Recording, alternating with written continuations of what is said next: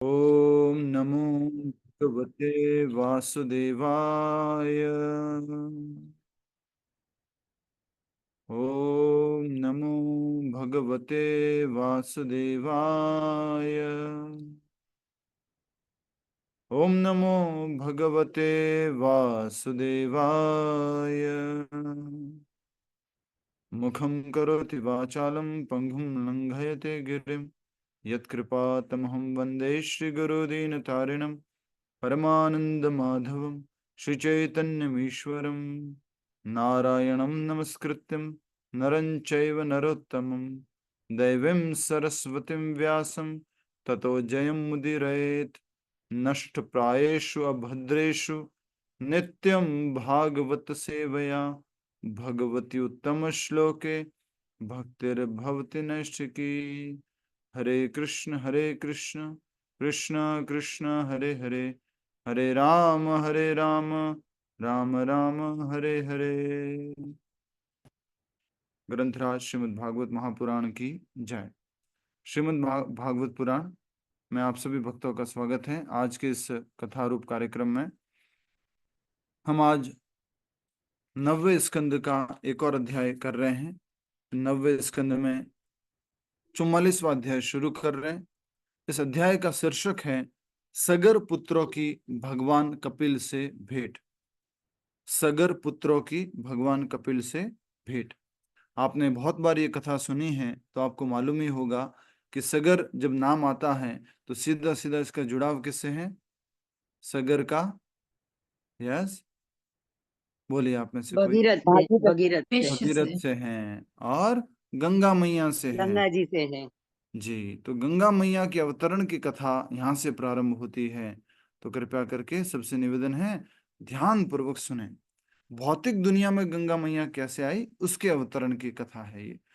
वामन भगवान के अंगूठे से जब वामन भगवान ने 3 पग से धरती नापी थी तो ऊपर का 1 पग का जो अंगूठा वो है ऊपर के ब्रह्मांड को तोड़ दिया था, उस सतह को तोड़ दिया था और वहां से जल अंदर आया था। और वो जल क्या कहलाया था? गंगा, भगवान का चरणामृत। लेकिन अब आगे कैसे ये धरती पर आया ये कथा यहां से शुरू होती है। रोहित के बाद छठी पीढ़ी में महाराज बाहुक का जन्म हुआ। शत्रुओं द्वारा अपनी सारी संपत्ति छीने जाने पर महाराज बाहुक ने वानप्रस्थ आश्रम स्वीकार कर लिया और अपनी पत्नियों के साथ वन में रहने लगे। कल हमने रोहित की कथा समझी थी। रोहित राजा हरिश्चंद्र के पुत्र थे और रोहित को हरिश्चंद्र ने कहा था कि जन्म लेते ही मैं इसको वरुण देव को बलि चढ़ा दूंगा। लेकिन धीरे धीरे समय के इस अंतराल में हरिश्चंद्र जी उसको टालते गए और बाद में इंद्रदेव ने उनको बहुत सारे तीर्थ स्थानों का भ्रमण करने के लिए बोला। और जब इसको मालूम पड़ा रोहित को कि मेरी बलि चढ़ने वाली है तो रोहित ने एक अजित गर्त के दूसरे पुत्र शूण सेफ को लगा दिया। बोले आप इसकी बलि ले लीजिए। लेकिन देवता ने उसको भी माफ कर दिया। और इस प्रकार से हमने देखा कि ये रोहित बच गया। अब रोहित के आगे कथा चल रही है कि रोहित के बाद छठी पीढ़ी में महाराज बाहुक का जन्म हुआ। शत्रुओं द्वारा अपनी सारी संपत्ति छीने जाने पर महाराज बाहुक ने वानप्रस्थ आश्रम स्वीकार कर लिया। और ये थोड़ा सा हाँ, वानप्रस्थ आश्रम स्वीकार कर लिया। तो बाहुक जो थे उन्होंने वानप्रस्थ आश्रम स्वीकार किया। क्यों? क्योंकि उनके शत्रुओं ने सारी संपत्ति छीन ली थी और उनकी पत्नियों के साथ वो वन में चले गए। कुछ दिनों के बाद ये वाला रहने देते हैं, ठीक है, मैं थोड़ा ऐसे कर लेता हूँ, कोई बात नहीं ऐसे। अब ठीक है, अब ठीक है, अच्छा हो गया। हाँ अब ठीक है। तो कुछ दिनों के बाद वृद्धावस्था के कारण राजा की मृत्यु हो गई। कौन से राजा की मृत्यु हुई? रोहित की छठी पीढ़ी में राजा आए बाहुक। बाहुक की मृत्यु हो गई वन के अंदर ही। फिर आगे क्या है? उनकी एक पत्नी अपने पति के शव के साथ चिता में सती होना चाहती थी, परंतु यह जानकर कि वह गर्भवती हैं और मुनि के और वो मुनि ने उन्हें ऐसा करने से रोक दिया। तो जब राजा बाहुक जो है वो अपना शरीर छोड़ रहे थे अर्थात वो मृत्यु को प्राप्त हुए, तो उनकी एक पत्नी जो कि वो राजा के साथ में सती होना चाहती थी, वो जब सती होने की इच्छा की तो उसको क्या मालूम था कि वो क्या थी, गर्भवती, तो उसने नहीं किया। तो गर्भवती थी और वो मुनि ने उन्हें ऐसा करने से रोक दिया, और उनको ये बात का बार बार अनुभव दिलाने वाले, उनको रोकने वाले वो है और वो मुनि। ठीक है प्रभु जी, बहुक रोहित महाराज के कौन थे? माता जी, बाहुक जो है रोहित के छठी पीढ़ी में पुत्र है। जी जी प्रभु जी, जी प्रभु लिखा हुआ है आपके पास अगर ग्रंथ भागवत है तो। जी। शेष रानियां इस रानी से जलने लगी और एक दिन उन्होंने उसके भोजन में विष देकर उसे मारने का प्रयास किया, परंतु विधाता की इच्छा प्रबल थी। रानी पर विष का कोई प्रभाव नहीं हुआ, और न ही उसे उसके गर्भ पर, अपितु उसके गर्भ में जन्मा बालक उस विष के साथ ही उत्पन्न हुआ, इसलिए उसका नाम पड़ा सगर। और जिसने गर विष के साथ में जन्म लिया, तो सगर कैसे नाम पड़ा? तो सगर इसलिए नाम पड़ा कि बाहुक जो था, बाहुक के एक पत्नी के गर्भ में एक पुत्र था, उसको कौन मारने की इच्छा किए? बाकी। रानी। अब देखिए, एक बार और ऐसी घटना हम देख चुके हैं जिसमें हमने चित्रकेतु महाराज की कथा समझी थी। तो चित्रकेतु महाराज की कथा में उनकी पहली पत्नी से उनको एक पुत्र हुआ था, उसका नाम था हर्षशोक। तो हर्षशोक जो थे वो जन्म ले लिए पहली पत्नी से। अब राजा अधिक समय देने लग गए पहली पत्नी को, और इस कारण से दूसरी सारी जो उनकी पत्नियां थी उनसे वो ईर्ष्या करने लगी। और आखिरकार उन्होंने निश्चय किया, और निश्चय करके क्या कर दिया? हर्षशोक जहर दे जहर दे जहर दे दिया दिया। प्रभु जी। देखिए कितनी भयानक होती है ये ईर्ष्या। शुरुआत छोटी सी ईर्ष्या से होती है, लेकिन कहां तक लेके चली जाती है? किसी की मृत्यु तक लेके चली जाती है। तो यहां पर भी हम देख रहे हैं कि बाहुक की एक पत्नी जो गर्भवती थी, उसको और वो मुनि ने रोक लिया और उसको संरक्षण दे दिया। अब ये एक पत्नी गर्भवती है, इसके बच्चा हो जाएगा, हमारे बच्चा नहीं होगा, तो बाकी स्त्रियों को क्या हो गया? ईर्ष्या हो गई ना, तो राजा ईर्ष्या तो क्या हो बनेगा? गई। अनलेस हो तो गई। शेष रानियां इस रानी से जलने लगी, और एक दिन उन्होंने उसके भोजन में विष देकर उसको मारने का प्रयास किया, परंतु विधाता की इच्छा प्रबल थी। रानी पर विष का कोई प्रभाव नहीं हुआ, और न ही उसके गर्भ पर, अपितु उसके गर्भ से जन्मा बालक उस विष के साथ ही उत्पन्न हुआ, और इसलिए उसका नाम पड़ा सगर, अर्थात जिसने गर विष के साथ जन्म लिया हो। स गर, गर मतलब विष, स मतलब साथ में। ठीक है। तो ये कभी भी गंगा मैया की कहानी, गंगा सागर की कहानी की बात आए तो इसकी शुरुआत हम कहाँ से कहेंगे? रोहित के पुत्र छठी पीढ़ी में आने वाले बाहुक, तो बाहुक से शुरू कर सकते हैं। और बाहुक के एक पुत्र हुए, उनका नाम हुआ सगर। ठीक है। आगे चलकर महाराज सगर संपूर्ण पृथ्वी के चक्रवर्ती सम्राट बने, परंतु अपने गुरु और वो मुनि की आज्ञा होने के कारण उन्होंने यवनों, शको, हे हयो तथा बारबरो का वध नहीं किया। इसके स्थान पर उन्होंने उनके रूप और वेशभूषा को थोड़ा बिगाड़ दिया। उनमें से कुछ को उन्होंने गंजा कर दिया और केवल मूछें छोड़ी, और कुछ को आधा ही गंजा किया। कुछ जाति के लोगों को उन्होंने केवल कोपिन पर छोड़ दिया, और कुछ के कोपिन तक ले लिए। तो इन्होंने थोड़ा सा सगर महाराज ने दंड दिया है अलग अलग पीढ़ियों वाले, इन अलग अलग पीढ़ी नहीं बोलेंगे इसको, अलग अलग योनियों के जो लोग थे, तो उनको दंड दिया है। उसमें यवन, शक, है बारबरो, तो इनको वध करने से उनके गुरु ने मना किया था। ये कौन सी स्थिति के लोग होते हैं? यवन, शक, है, ये कौन सी वर्णाश्रम में कौन सी स्थिति में आएंगे? ये शूद्र में आएंगे प्रभु जी। यह शूद्र से भी नीचे है ये। पांचवी छठी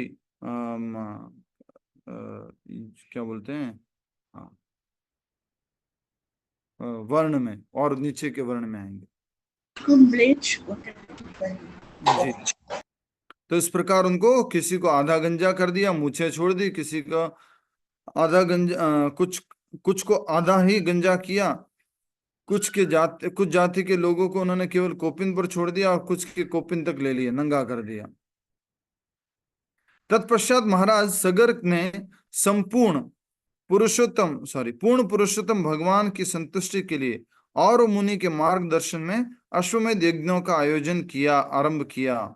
इस यज्ञ के दौरान इंद्रदेव वहां आए और यज्ञ के घोड़े को चुरा लिया।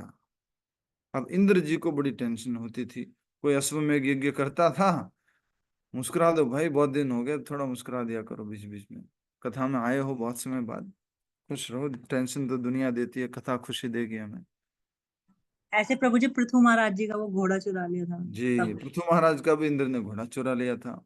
यहाँ पर ये 100 अश्वमेध यज्ञ कर ही रहे थे, महाराज सगर चक्रवर्ती सम्राट थे, तो ये इंद्र जी आए वहां पर, और इस यज्ञ के दौरान इंद्रदेव वहां आए और यज्ञ के घोड़े को चुरा लिया। महाराज सगर की 2 पत्नियां थी, यहाँ से कहानी और थोड़ी याद रखने वाली है। बाहुक थे, बाहुक के पुत्र हुए सगर, सगर की 2 पत्नियां हैं, कौन कौन सी, सुमति और केशिनी, सुमति और केशिनी। मुझे आज भी याद है जब लास्ट गंगा सागर यात्रा में गए थे, तो पूरा पेपर पे लिख के गया था कि सगर, सगर की एक केशिनी और सुमति, और सुमति से ये हुए, केशिनी से ये हुए, ऐसे करते करते करते पूरा कथा भागवत में से समझा था। तो 2 पत्नियां हुई, सुमति और केशिनी। सुमति के पुत्रों को अपने बाहुबल पर अत्यंत गर्व था। जब उनके पिता ने उन्हें यज्ञ के घोड़े को ढूंढने का कार्य सौंपा, तो अभिमानवश वे दसों दिशाओं में खोज प्रारंभ कर दी। और फिर भी जब उन्हें घोड़े का अता पता नहीं मिला, तो वे पृथ्वी को गहरा खोद कर वहां खोजने लगे। कौन है ये, सुमति के पुत्र, 2 पुत्र, ठीक है, और उनको बहुत अपने बाहुबल पर क्या था, अहंकार था। बाहुबल किसको कहते हैं, इशारा करके बताइए, जिसके है वो इशारा कर दो भाई, हरि बोल। अंततः वे उत्तरी पूर्व दिशा में अपने कपिल मुनि सॉरी अंततः जब वे उत्तरी पूर्व दिशा में बने कपिल मुनि के आश्रम में पहुंचे, तो उन्होंने वहां उस घोड़े को बंधा देखा। वे जोर जोर से चिल्लाने लगे, यहां है चोर जिसने यज्ञ का घोड़ा चुराया है, जरा देखो इसे। अब आंखें मूंद कर यहां कैसे बैठा है, मानो इसके मानो इसने इसके लिखा हुआ, मानो इसने कुछ किया ही न हो, यह पापी निश्चित ही मृत्युदंड का अधिकारी है। अपने अस्त्र शस्त्रों को ऊंचा उठाकर ये 60,000 राजकुमार चीखते चिल्लाते हुए कपिल मुनि की ओर दौड़े। शोर सुनकर जब कपिल मुनि ने अपनी आंखें खोली, तो वे सारे राजकुमार उसी स्थान पर भस्मीभूत होकर राख के 60,000 ढेर बन गए। सुमति के तो कितने प्रभु जी पुत्र थे, तो प्रभु जी इसका मतलब 60,000 पुत्र, 60,000। 60,000 60,000। जी, सुमति के कितने पुत्र थे, सुमति के 60,000 थे और हाँ केशनी का एक एक पुत्र था। जी, तो ये 60,000 जो पुत्र हैं, वो 60,000 ढेर बन गए। उन्होंने किसके ऊपर डाउट किया था, कपिल मुनि के ऊपर। और ये कपिल मुनि कौन से हैं, भगवान के अवतार, ये कर्दम मुनि और देवहूति के पुत्र हैं। हाँ, कर्दम मुनि और देवहूति के पुत्र कपिल देव, जिन्होंने अपनी माता को शिक्षा दी थी, सांख्य योग की शिक्षा दी थी। जो माता ने उनसे प्रश्न किए थे, मैं भी इंद्रिय भोग में, मैं भी अलग अलग प्रकार की इनसे भौतिक चीजों में बोले आसक्त हूँ, मुझे कैसे मुक्त होना है, तो कपिल देव ने उनको ये सांख्य का ज्ञान दिया था। ओम प्रकाश जी सुन रहे हैं, श्रीलंका यात्रा में पूछेंगे फिर आपसे। हरी बोल। ठीक है।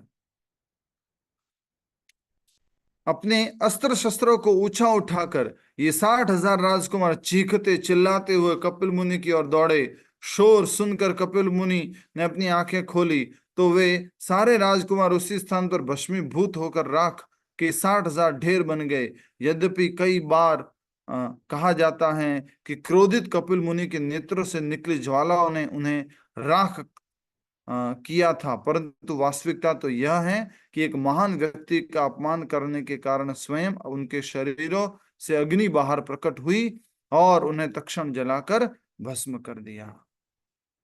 तो ये सत्य बात है जो हमारे का कृष्ण स्वामी महाराज है, उन्होंने भी इस पॉइंट को क्लियर किया था कि क्या कपिल मुनि इतना क्रोधित हो गए थे कि 60 के 60,000 उनके सगर महाराज के राजकुमारों को, बच्चों को उन्होंने मार दिया?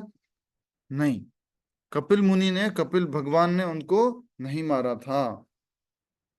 उन्होंने कपिल मुनि के प्रति इतना, एक परम वैष्णव के प्रति इतना बड़ा अपराध कर लिया था कि चोर बोल दिया था, तुमने जो है घोड़ा चुराया है, ये चोर है, इसको मारो, इस हद तक पहुंच गए थे। इस कारण से जो है जब आ, आ, वो उनकी तरफ आक्रमण करने के लिए आगे बढ़ रहे थे तो उनके ही शरीर से, स्वयं के शरीर से ही, अपने शरीर में पंच महाभूत हैं, तो पंच महाभूत में एक भूत कौन सा है? अग्नि। अग्नि। अग्नि अग्नि। भी वो अग्नि। अग्नि खुद के ही शरीर से वो अग्नि प्रकट हुई और चारों के चारों, सॉरी, 60 के 60,000 क्या हो गए? भस्म होकर ढेर बन गए, ढेले, अलग अलग ढेले, राख। राख के ढेले बन गए। यद्यपि कई बार कहा जाता है कि क्रोधित कपिल मुनि के नेत्रों से निकली ज्वालाओं ने उन्हें राख किया था, परंतु वास्तविकता तो यह है कि एक महान व्यक्ति का अपमान करने के कारण स्वयं उनके शरीरों से अग्नि बाहर प्रकट हुई और उन्हें तत्क्षण जलाकर भस्म कर दिया। माइक बंद रखिए, मुझे बोलना न पड़े। अपनी दूसरी पत्नी केशिनी के गर्भ से महाराज सगर ने केवल एक पुत्र को जन्म दिया। उसका नाम हुआ असमंजस। नाम भी क्या है? असमंजस। ठीक है। और असमंजस का पुत्र हुआ अंशुमान। तो असमंजस जो है वो भी घोड़ा वापस नहीं ला पाया, न ही इन 60,000 जो राजकुमार थे, अपने भाई थे, उनको मुक्त करा पाया। वहां जो भी तपस्या करके कि मैं, मालूम हो चुका है, अब इनको मुक्त करा दे। असमंजस के क्या लगते थे 60,000 पुत्र? भाई। भाई है, ठीक है। अब असमंजस का पुत्र हुआ अंशुमान। पिछले जीवन में असमंजस एक महान योगी था, परंतु कुसंग के कारण वह भ्रष्ट होकर अपनी उच्च स्थिति से गिर गया। यद्यपि उसका जन्म एक राजघराने में हुआ था और वह जाति स्मर भी था, जिसे अपने पूर्व जन्म का पूरा स्मरण हो, परंतु फिर भी असमंजस दुष्टों जैसे कार्य किया करता था। ठीक है। असमंजस, तो यहाँ एक और जो भी घटना घटी है उसी तरह से एक और घटना समझ में आ रही है कि उसने एक महान योगी, असमंजस एक महान योगी था, लेकिन क्या कर दिया था? कुसंग, बैड एसोसिएशन। तो ये एसोसिएशन का बहुत फर्क पड़ता है, संगति का बहुत फर्क पड़ता है। हमें अपनी संगति को हमेशा अच्छी रखना है, सुसंग करना है, कुसंग नहीं करना है। हम सोचेंगे कि हम जो है कुसंग वाले को भी हम जो है सुसंगी बना देंगे, तो हमारे अंदर भी वो ताकत नहीं है। हमें अभी कोशिश करनी है कि हम अपनी भक्ति को प्रोटेक्ट करके रखें, अपनी भक्ति जो है उसकी रक्षा करके रखें। अभी हमें ऐसे बड़े बड़े चैलेंज लेने की आवश्यकता नहीं है जिसमें कि हम कुसंगतियों को, गलत संगतियों वाले लोगों को प्रचार करने जाए और धीरे धीरे हम क्या हो जाए? खुद ही खराब हो जाए, खुद का ही हमारा पतन हो जाए। जैसे कहां पर हुआ है अभी? ये हुआ है एक महान योगी जो कि असमंजस, जो पिछले जीवन में थे, परंतु कुसंग के कारण वह भ्रष्ट होकर अपनी उच्च स्थिति से गिर गया। यद्यपि उसका जन्म एक राजघराने में हुआ था और वह जाति स्मर भी था, अर्थात जिसे अपने पूर्व जीवन का पूरा स्मरण हो, परंतु फिर भी असमंजस दुष्टों जैसे कार्य किया करता था। असमंजस ने अनेक कुकर्म किए और परिणाम स्वरूप प्रजा में उसकी छवि बहुत बुरी बन गई। एक समय असमंजस ने सरयू नदी में खेल रहे कई बच्चों को नदी में डुबोकर मार दिया। यह असमंजस है। तो इसने कई सारे बच्चों को नदी में, सरयू नदी में खेल रहे थे, उनको डुबो करके मार डाला। जब महाराज सगर ने अपने पुत्र से इस क्रूर स्वभाव को देखा तो उसके प्रति उनका सारा स्नेह नष्ट हो गया। उन्होंने उसे देश निकाला दे दिया। असमंजस को महाराज ने घर से निकाल दिया। एक अच्छे न्याय करने वाले राजा का ये लक्षण है कि चाहे वो अपना पुत्र हो, लेकिन अगर उसकी गलती है तो उसको दंड मिलना चाहिए। अपने योग सिद्धियों के बल से असमंजस ने उन सब मृत बालकों को जीवित कर दिया और उनके माता पिता को उन्हें लौटाकर सदा के लिए अयोध्या नगरी का त्याग कर दिया। इसका मतलब ये सगर महाराज कहाँ रहते थे? अयोध्या में। अयोध्या राज। नगरी हो अयोध्या से, मतलब कि आगे कौन आने वाले हैं? श्री राम। राम जी। तो आगे राम कथा आने वाली है। तो शुरुआत हो चुकी है और इतना सुनते ही कि आगे राम जी आने वाले हैं, हृदय के अंदर एक अलग सी ही खुशी प्रकट हो चुकी है। श्यावर रामचंद्र भगवान की जय। तो असमंजस ने उन जिन बच्चों को मारा था, उन्होंने प्रायश्चित किया और उन्होंने अपनी योग सिद्धि के बल पर उन बच्चों को जिंदा किया, उनके माता पिता को लौटा दिया और सदा के लिए अयोध्या नगरी का त्याग कर दिया। जब नागरिकों ने उसके इस अद्भुत चमत्कार को देखा तो वे सब विस्मित रह गए और इतने महान पुत्र को खोकर महाराज सगर भी गहन शोक करने लगे।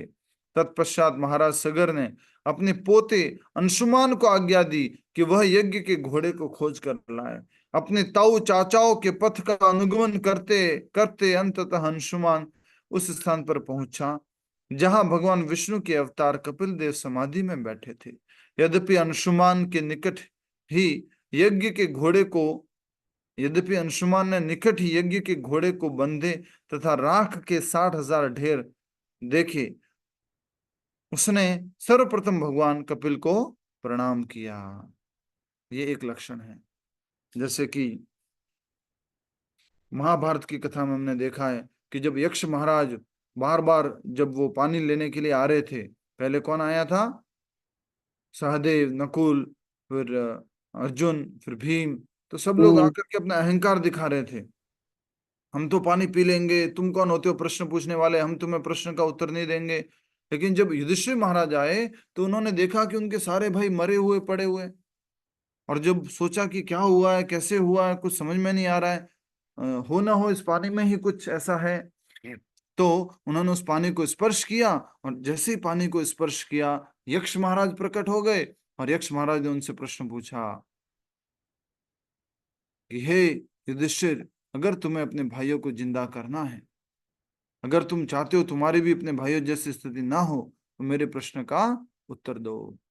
तो युधिष्ठिर महाराज ने क्या किया? अपने भाइयों जैसे नहीं किया। प्रश्नों के उत्तर दिए। उन्होंने क्या किया? दे दिए। यक्ष महाराज आपको प्रणाम हो, क्या प्रश्न है मुझे बताइए। बाकी भाइयों ने क्या किया था? अरे मैं भीम हूं महान शक्तिशाली, अरे मैं अर्जुन हूं, मैं नकुल हूं, मैं सहदेव हूं, पानी पीने से कौन रोक सकता है। तो इस प्रकार से यहाँ पर हम देख सकते हैं कि अंशुमान जो है बहुत विनम्र भाव से कपिल मुनि, कपिल भगवान को प्रणाम किए। और फिर आगे देखते हैं हम कि यद्यपि अंशुमान ने निकट ही यज्ञ के घोड़े को बंधे तथा राख के 60,000 ढेर देखे, उसने सर्वप्रथम भगवान कपिल को प्रणाम किया। दोनों हाथ जोड़कर अंशुमान प्रार्थना करने लगा, हे भगवान, आप ध्यान अथवा मानसिक कल्पनाओं के दायरे से पूरी तरह परे हैं। इसलिए ब्रह्मा जी जैसे देवता भी आपकी स्थिति को भली भांति समझने में अक्षम है, फिर हम जैसे उन तुच्छ प्राणियों के का क्या कहना जो ब्रह्मा जी की सृष्टि का छोटा सा अंश मात्र है। हम सब लोग क्या ब्रह्मा जी की सृष्टि का अंश मात्र। ब्रह्मा जी को भी समझ में नहीं आता है आप क्या ध्यान है, आपका क्या मानसिक कल्पना है, इन सब से दूर है आपका, आपको जानना। तो हम कैसे जान सकते हैं आपको। कभी कभी हमारे हरे कृष्ण वाले डिवोटीज, इस्कॉन वाले डिवोटीज हैं, ब्रह्मा नहीं जानता कृष्ण को, मैं जानता हूं। नहीं जी नहीं, हमारे जो ब्रह्मांड के ब्रह्मा हैं वो तो प्योर डिवोटी है। इसलिए उन्होंने क्या गाया है, ब्रह्म संहिता। ईश्वर परमः कृष्ण सच्चिदानंद विग्रह अनादिर आदिर गोविंद सर्व कारण कारणम। तो हमारे ब्रह्मा जी तो बहुत कुछ भगवान के बारे में जानते हैं, और उनके कारण ही हमें मालूम पड़ा है। और हमारे ब्रह्मा जी कौन है मालूम है, हमारे परम गुरु है। क्यों? क्योंकि हमारी परंपरा किनसे शुरू होती है, बोल दो जोर से। ब्रह्मा जी से। ब्रह्मा जी से। हाँ, भगवान श्री कृष्ण ने ब्रह्मा जी को ज्ञान दिया, ब्रह्मा जी ने अपने पुत्र नारद मुनि को, नारद मुनि ने वेद व्यास जी को। इस तरह से ये परंपरा में ज्ञान आता है। तो हमारे जो ब्रह्मा जी है वो तो शुद्ध भक्त है, प्योर डिवोटी है। कितनी भक्ति करते हैं, 24 आवर्स। कितने सालों से कर रहे हैं,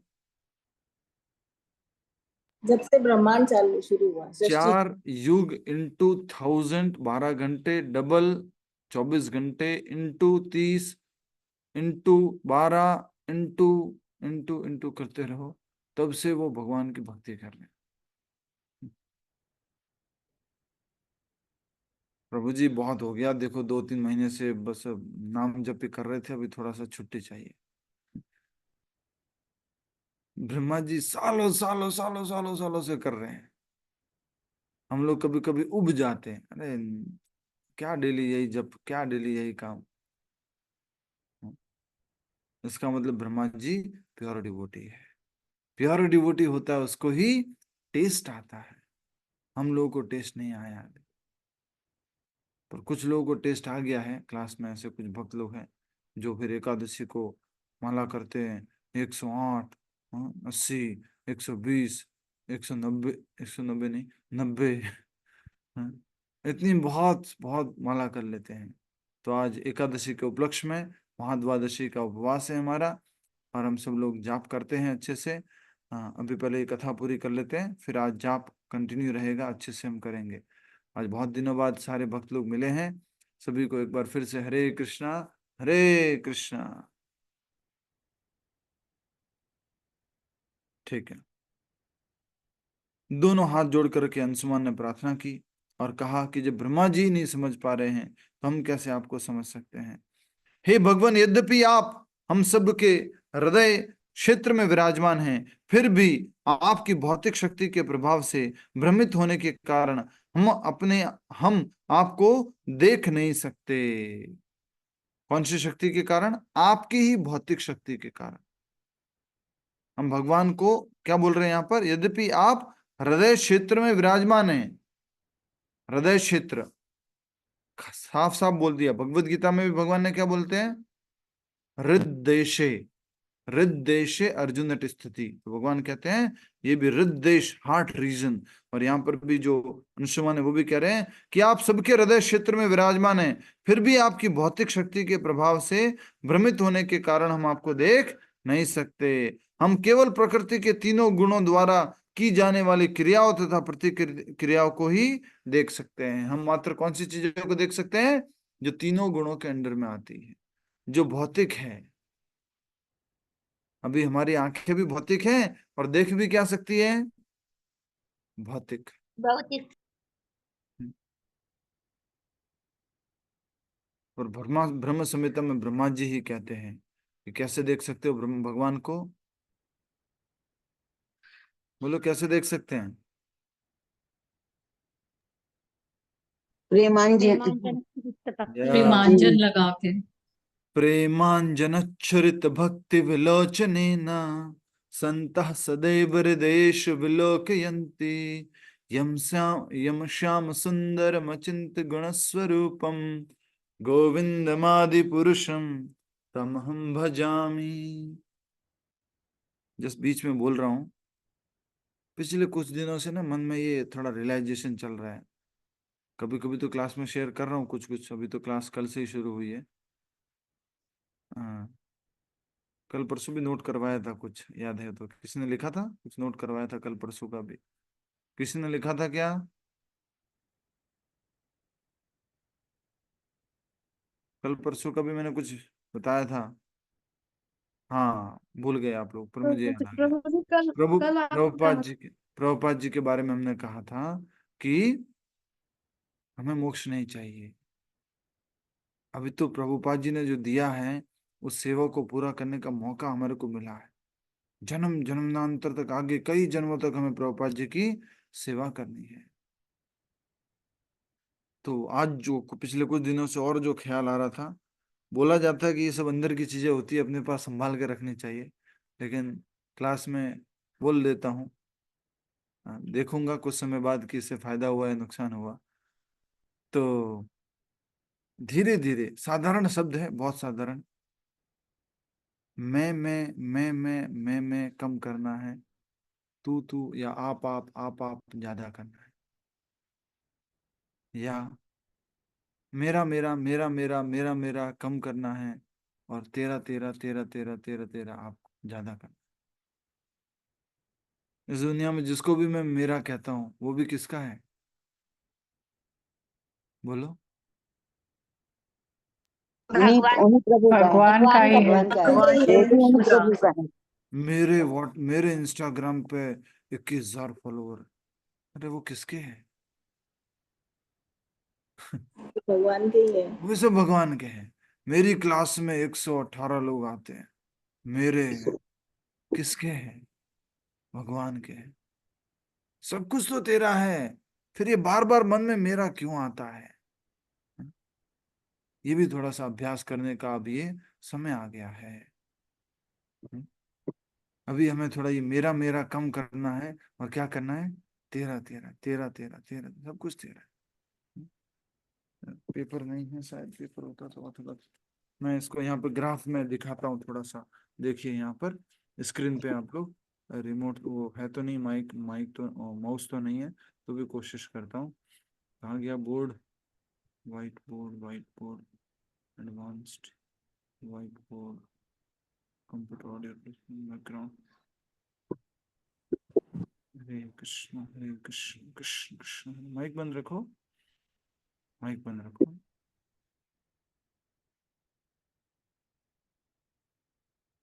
बोर्ड बोर्ड क्यों नहीं दिखा रहा है इसमें?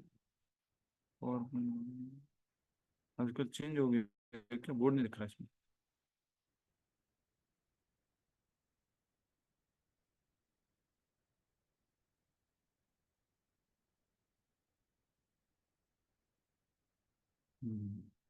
चेंज हो, ठीक है। White board,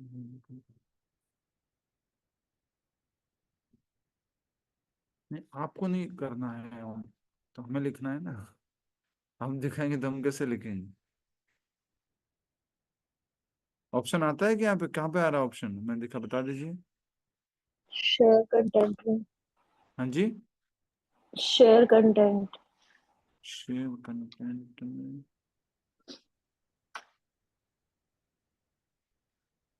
advance share, multiple sharing,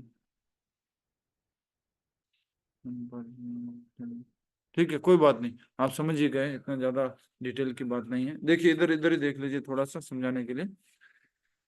जैसे मान लीजिए अभी हम क्या कर रहे हैं, इतना तो कह रहे तेरा है, क्या कह रहे हैं? इतना ऊपर ऊपर का भाग, ये किताब देख रहे हैं पूरी, इसके ऊपर ऊपर का भाग क्या बोल रहे हैं? ये तो तेरा है, समझाने के लिए। हाँ? और इतना क्या कह रहे हैं? मेरा है। और क्या कर रहे हैं हम? धीरे धीरे जो इतना बचा हुआ है भगवान के पास, वो भी क्या कह रहे हैं हम? ये भी थोड़ा और मेरे पास है, और मेरे पास है, और मेरे पास, थोड़ा कट लगाते जा रहे हैं। अब धीरे धीरे समय आ गया है, जिनकी उम्र खास करके 60 साल 70 साल प्लस है, उनका तो समय बहुत ही इम्पोर्टेंट है। ये क्या समय है?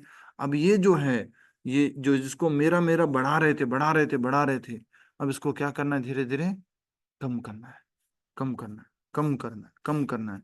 और ये वाला बढ़ता जाएगा, ऊपर वाला बढ़ता जाएगा। किसका बढ़ता जाएगा बोलो? तेरा प्रभु जी। तेरा है तेरा तेरा तेरा भगवान का। भगवान का इसका है उसका बढ़ता जाएगा। और चोरी करके जो हम लेकर के बैठे हैं, कि अब तेरा है मेरा नहीं, तेरा है मेरा नहीं। ये अभ्यास शुरू करना है, अब आज से ही अभ्यास शुरू कर देना। बहुत बार मन में आएगा, मेरा मेरा मेरा, मेरे मेरे मेरे फॉलोअर्स मेरा है। अरे किसका है? मुझे मुझे इनको इम्प्रेस करना है, मुझे इनको अच्छा लगाना है। किनको? सब कुछ तो कृष्ण का है। तो इसलिए ये बीच में रियलाइजेशन आया। सिस्टर माता जी, माइक क्यों ऑन करते बीच में आप? कुछ कारण होता है? ठीक है, धन्यवाद, हरे कृष्ण। तो आ, हमें ये धीरे धीरे मैं मेरा मेरा मेरा मेरा ये धीरे धीरे कम करना है। आप आपका आपका आपका सब कुछ आपका आपका, ये धीरे धीरे बढ़ाना है। एक तो बाहर से भी, और एक धीरे धीरे यहाँ से भी। ठीक है, आगे बढ़ते हैं। तो हम बात कर रहे थे अंशुमान की प्रार्थनाओं की। अंशुमान जी प्रार्थना कर रहे हैं कि आप हृदय क्षेत्र में विराजमान हैं, और अ, आपको जो है, हाँ, फिर भी हम आपको अपनी भौतिक शक्ति के, आपकी ही भौतिक शक्ति के प्रभाव के कारण हम नहीं देख पाते हैं। हम केवल प्रकृति के तीनों गुणों द्वारा की जाने वाली क्रियाओं तथा प्रतिक्रियाओं को ही देख सकते हैं। हम मात्र पंच महाभूतों को देख सकते हैं, या तीनों गुणों के प्रभाव में आने वाली वस्तुओं को ही देख सकते हैं। हे समस्त प्राणियों के स्वामी, आपके दर्शन मात्र से मेरी समस्त काम इच्छाएं नष्ट हो गई। काश हमारे साथ भी ऐसा होता। चंचलापति प्रभु जी बता रहे थे कि अभी हमारे आंखों में प्रेमांजन प्रेमांजन नहीं लगा हुआ है। अभी क्या लगा हुआ है? कामांजन। कामांजन क्या होता है? बोलो। इच्छाओं का, का अंजन। कामनाओं का वो लगा हुआ है, हर काजल। किसी अच्छा। हर किसी वस्तु को, हर किसी व्यक्ति को, हर किसी परिस्थिति को अपने लिए भोगना चाहते हैं, उसको बोलते हैं कामांजन। और होना क्या चाहिए? प्रेमांजन। आंखों में, कानों में, जीवा में, सब जगह क्या लगा हुआ है? काम, काम, काम। होना क्या चाहिए? काम या प्रेम? प्रेम। प्रेम प्रेम प्रेम प्रेम। ठीक है। प्रभु जी, अंजन इज अंजन, अंजन। काजल। सुरमा, काजल काजल। काजल प्रभु जी। काजल काजल काजल को कहते हैं। थैंक यू, हरे कृष्ण। माता जी लोग ये प्रश्न पूछते हैं तो थोड़ा, माता जी के श्रृंगार का मुख्य आइटम है ये तो।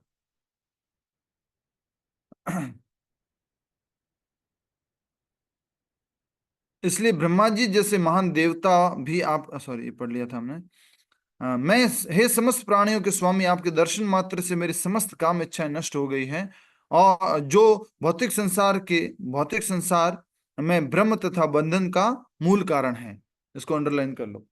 भौतिक संसार में बंधन का मूल कारण क्या है? भौतिक संसार में बंधन का मूल कारण क्या है? प्लग पॉइंट चाहिए, कहाँ मिलेगा? इच्छा है।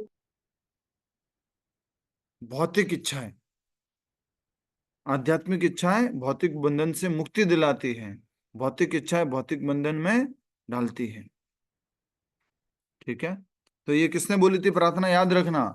हम थोड़ा अच्छा अच्छा सीखेंगे अभी, जो आगे और थोड़ा चलने वाला है, ऐसी ऐसी बातें सीखेंगे जो कोई जनरली नहीं बताता है या बोलता नहीं है।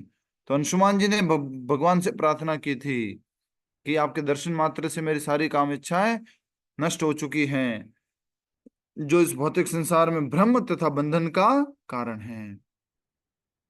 इस प्रकार स्तुति किए जाने पर भगवान कपिल अत्यंत प्रसन्न हो गए और अंशुमान पर कृपा करते हुए उन्होंने उसे दिव्य ज्ञान प्रदान किया और कहा, राजकुमार, यह है वह घोड़ा जिसे खोजने के लिए तुम्हारे दादाजी ने तुम्हें भेजा है।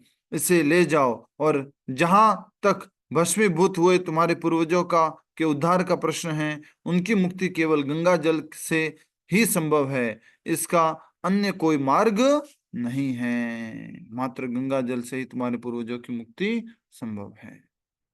ठीक है। अंशुमान ने भगवान कपिल की प्रदक्षिणा की, अपना सिर झुकाकर उन्हें प्रणाम किया और घोड़े के साथ अपने दादाजी के पास लौट आया। इस प्रकार कैसे हिंदी लिखी है इस प्रकार अश्वमेघ यज्ञ पूरा हुआ। तथा नहीं आएगा। इस प्रकार अश्वमेघ यज्ञ पूरा हुआ। कुछ समय पश्चात औरु मुनि के निर्देशानुसार महाराज सगर ने अपना राज्य अंशुमान को सौंप दिया और स्वयं तपस्या करने के लिए वानप्रस्थ आश्रम स्वीकार करके जंगल में चले गए। कौन? सगर मुनि। ठीक है। और मुनि ने उनको गाइड किया है। महाराज अंशुमान ने भी दीर्घ काल तक तपस्या करके अपने चाचा ताऊओं के उद्धार्थ गंगा को पृथ्वी पर लाने के भरसक प्रयास किए, परंतु वे इस कार्य में सफल न हो सके। उसी प्रकार उनका पुत्र दिलीप भी इस कार्य में असफल रहा। तो अंशुमान का पुत्र दिलीप, थोड़ा थोड़ा भगवान राम के पास जा रहे हो। दिलीप आ गया। अंशुमान के पुत्र दिलीप। तो दिलीप भी तपस्या किया, लेकिन गंगा मैया को धरती पर नहीं लेके आया। अच्छा लतिका माता जी, गंगा मैया को धरती पर क्यों लाना था? लतिका उनके माता जी। पूर्वजों का उद्धार करना था, जो 60,000 जो भस्म अच्छा, हो गए थे। ठीक है, धन्यवाद, बहुत बढ़िया। तो इसके पश्चात आए दिलीप के पुत्र भगीरथ। उनकी घोर तपस्याओं से गंगा मैया प्रसन्न हो गई और उन्हें दर्शन देकर कहा, मैं तुम्हारी तपस्या से अत्यंत प्रसन्न हूं, तुम मुझसे मनचाहा वरदान मांग सकते हो। तो ये भगीरथ जी थे, उनकी तपस्या से गंगा मैया प्रसन्न हुई। भगीरथ जी ने कहा तपस्या की थी? गंगोत्री जाते हैं हम, वहां पर स्थान है गंगोत्री में। उन्होंने बहुत बहुत अधिक अधिक अधिक, ऐसा कहते हैं 60,000 वर्षों तक तपस्या की थी भगीरथ जी ने।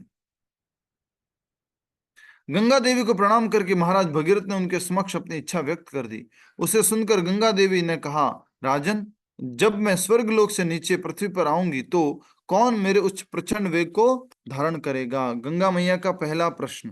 दो प्रश्न पूछे गंगा मैया ने कि मैं स्वर्ग लोकों से नीचे आऊंगी तो मेरे वेग को कौन धारण करेगा?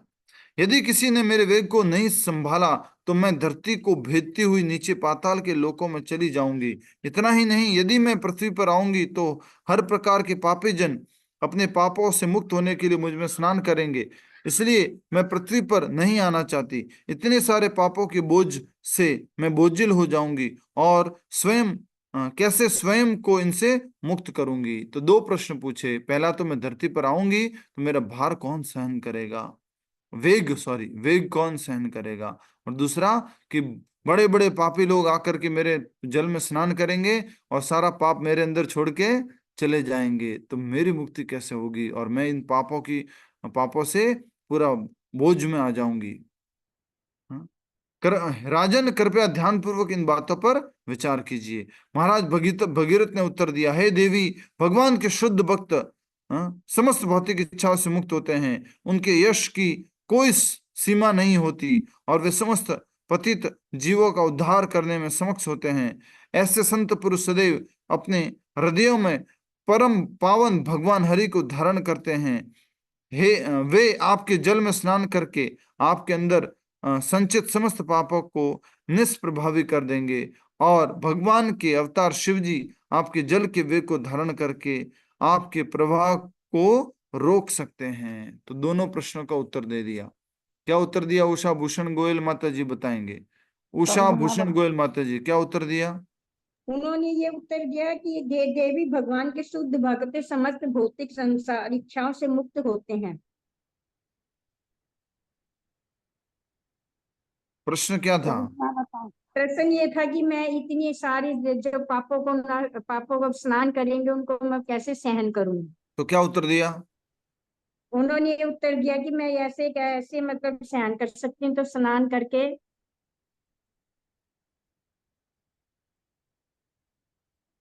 यश की कोई सीमा नहीं होती और यश करके उसने अपने पति के जीवन को उद्धार करने में सक्षम होते हैं।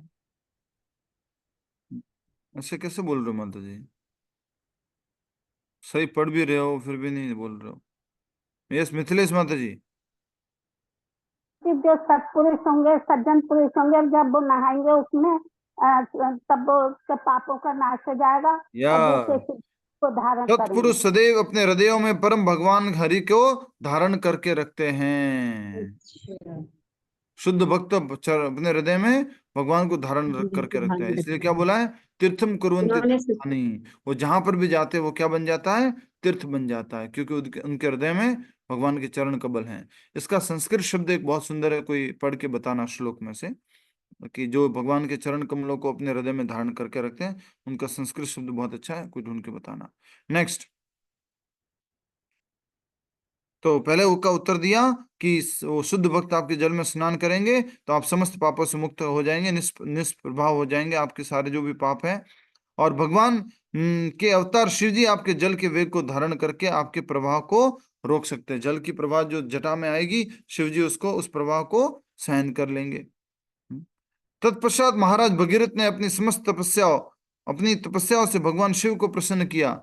राजा के निवेदन पर वे गंगा के प्रचंड वेग को धारण करने के लिए तैयार हो गए। जब उन्होंने अत्यंत सावधानी पूर्वक गंगा को अपनी जटाओं में स्थान दिया, क्योंकि वे भली भांति जानते थे कि भगवान विष्णु के चरण कमलों से प्रकट होने के कारण गंगा जल परम पावनी है। शिव जी ने क्यों अपनी जटाओं में धारण किया गंगा के वेग को? बोलो। परम पावन है प्रभु जी। क्योंकि हरि के चरणों से निकले थे। चरणों को स्पर्श क्योंकि करते भगवान हैं। का चरणामृत है, तो चरणामृत पी लेते हैं। कुछ हाथ में चिपका रहता है तो क्या करते हैं हम?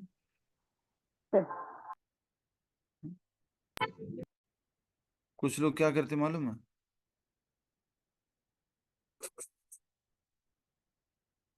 पीते भी नहीं है पूरा, ऐसे गिरा देते हैं। पूरा पीना है चरणामृत। जब महाराज भगीरथ गंगा को इस स्थान तक ले आए जहां उनके पूर्वजों के भस्म ढेर पड़े थे, और गंगा जल का स्पर्श पाते ही सगर के उन सब पुत्रों को स्वर्ग लोकों में प्रवेश करने की योग्यता प्राप्त हो गई। फिर उन लोगों का क्या कहना जो श्रद्धा एवं भक्ति भाव से गंगा मैया की पूजा करते हैं। चूंकि गंगा देवी भगवान विष्णु के चरण कमलों से उद्भूत होती हैं, वे हमें समस्त भौतिक बंधनों से मुक्त करने की शक्ति रखती हैं। बोलो गंगा मैया की जय। बोलो भगीरथ जी की जय।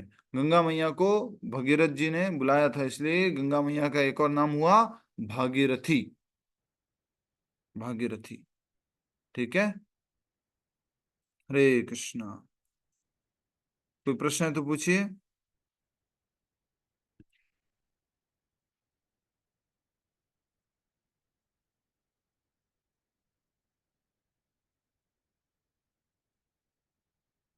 कोई प्रश्न? प्रभु जी, आपने इससे पहले कौन सा पूछा था तीर्थ के बारे में? जो भागवत होते हैं, जो महान भागवत शुद्ध हृदय के भक्त अंदर होते जो हैं। अपने चरणों को धारण हाँ, करके रखते हैं, तो उसके लिए क्या शब्द है संस्कृत में? वो ये वाला श्लोक है। भगवत विद्या भागवता तीर्थ भूता स्वयं विभो तीर्थी कुर्वन्ति तीर्थानि स्वान्तः स्थेन गदा भूता। गदाभृता। हाँ, हे प्रभु, आप जैसे भक्त निश्चय ही साक्षात पवित्र स्थान होते हैं। चूंकि आप भगवान को अपने हृदय में धारण किए रहते हैं, अतएव आप समस्त स्थानों को तीर्थ स्थानों में परिणित कर देते हैं। तो प्रभुपाद जी ने अमेरिका को क्या बना दिया? धाम। जी। न्यू जर्सी को क्या बना दिया? धाम। प्रभु ऑस्ट्रेलिया जी, को चल धाम। चल तीर्थ कहते हैं, चल तीर्थ। चल तीर्थ। हाँ, चल चल तीर्थ कहते हैं, जो मतलब माता अपनी माता सुनो उपस्थिति। सुनो हाँ। सुनो माता जी, सुनो सुनो। चल तीर्थ जो है आचार्य को कहते हैं, जो प्योर डिवोटीज हैं उनको कहते हैं, ठीक है। और संस्कृत शब्द क्या एग्जैक्टली वो मुझे बताइए, जो बोल रहे हैं कि हृदय में जो धारण करके रखते हैं। स्व अंतः स्थेन। स्वः अंतः अंतः स्थित। स्थेन।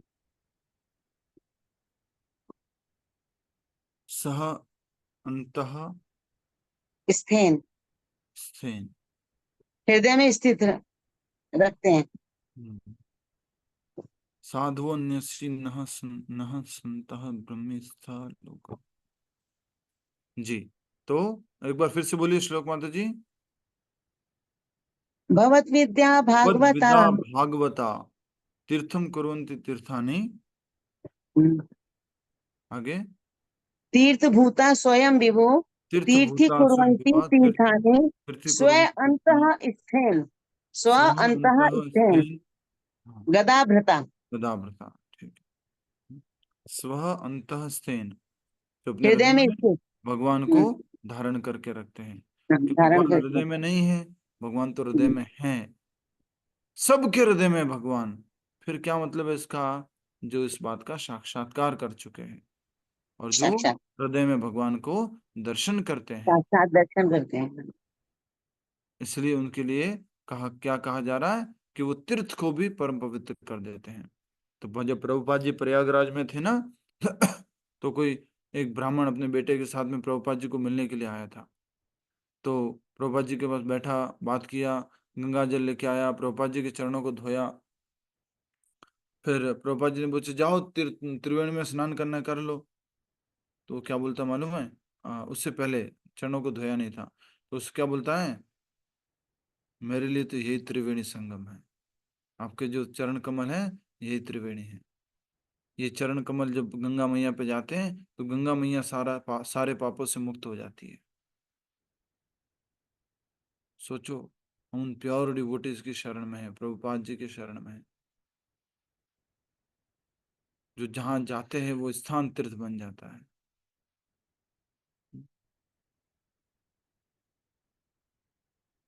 तो ये कथा थी सगर मुनि और उनके पुत्रों की।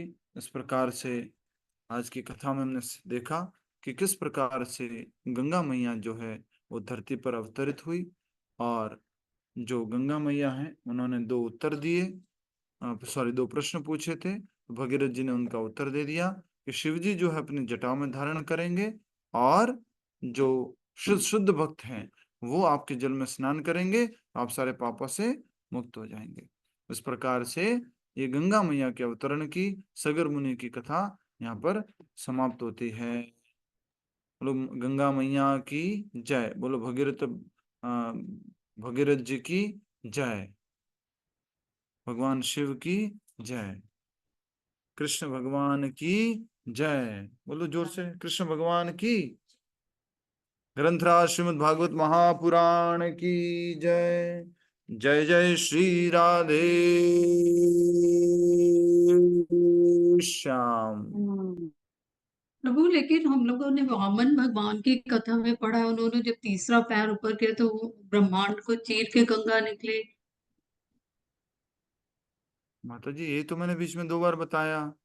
प्रभु, अच्छा। स्वर्ग के लोकों तक गंगा वामन भगवान के पैर के अंगूठे से जो ब्रह्मांड की दीवार टूटी थी, तो बाहर जो कारण सागर का जो जल था वो भगवान के चरणों को धोता हुआ आया। ओके। वो जल कहाँ पर आया? स्वर्ग लोकों में, उसके नीचे नहीं आया था। तो वो नीचे कैसे आए? तो ये भगीरथ जी ने तपस्या की थी 60,000 वर्ष अपने पूर्वजों को मुक्ति दिलाने के लिए, सगर महाराज के 60,000 पुत्रों को। तो उन्होंने तपस्या की, तो गंगा मैया ने प्रकट होकर के बोला, अगर मैं नीचे आऊंगी तो पृथ्वी में छेद हो जाएगा, मेरा वेग कोई सहन नहीं कर पाएगा।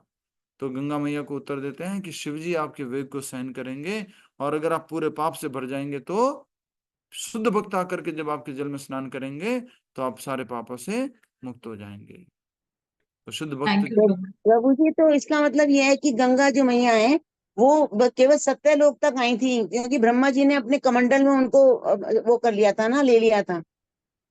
यस केवल ब्रह्म लोक तक की थी वो। यस, ठीक है।